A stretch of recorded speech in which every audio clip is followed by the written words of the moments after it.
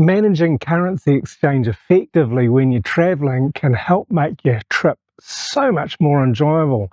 I want to share with you a few tips and pointers for how to manage this best when you're visiting Thailand. Quite often, if you exchange your currency in your home country for Thai Baht, you're not going to get the best rates, and there can be additional kind of hidden fees, and rates are not so good as you'll get. So it's really best just to exchange a small amount of cash for Thai Baht so that you've got some when you arrive to get a taxi, buy some water, get a SIM card for your phone, things like that.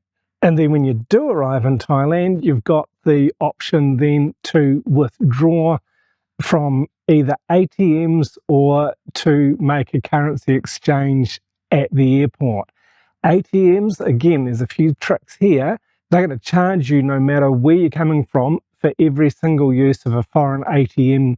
It used to be about $6, 220 baht. I think it's still the same, but yeah, it adds up. So the key is to withdraw larger amounts in a single withdrawal because it's a set fee, it's not a rate. And quite often the rates from the banks in Thailand through the ATMs are reasonably good. The best rates, however, are going to be found at the international currency exchange booths, which you'll find in the larger airports and in touristy areas. These currency exchange booths will quite often have an ATM alongside them, but it's probably cheaper to use the exchange booth itself rather than the ATM. You'll avoid that set fee that the ATMs charge you. And probably the most expensive places to exchange your foreign currency will be either at your hotel or at local banks.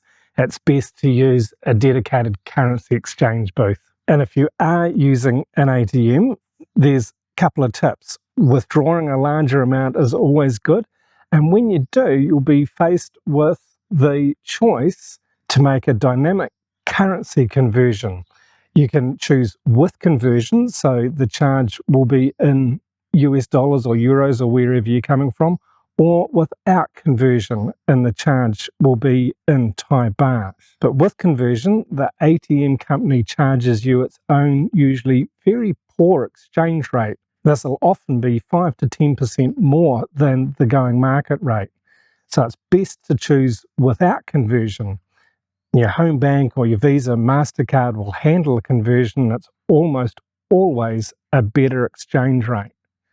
And the other option too is you can check with your home bank before you travel and see if they have got an international feeless debit card that you can use when you're traveling. It's worth asking about. Not all banks do it, but it's going to save you money if you can get hold of one of these cards. There is another option, and this is from companies like Wise or Payoneer. These companies do have their own debit cards, and quite often they're going to offer you lower fees and the best rates. Check out the link in the description if you're interested to use one of these services. And in Thailand, yeah, you can use credit cards in places like bigger hotels and shopping malls and paying for your Grab, which is like a rideshare app, or bigger places, but certainly at smaller shops and restaurants and in markets and quite a lot of smaller homestays and guest houses, you're not going to be able to use your credit card. So